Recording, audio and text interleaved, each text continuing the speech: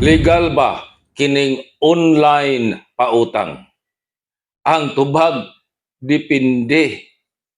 Ngano sumapa sa Republic Act number 9474, ang Lending Company Regulation Act of 2007 under Section 4.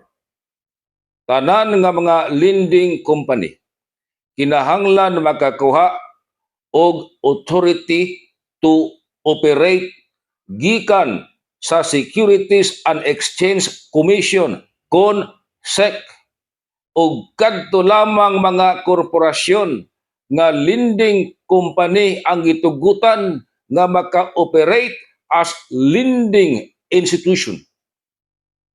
Now,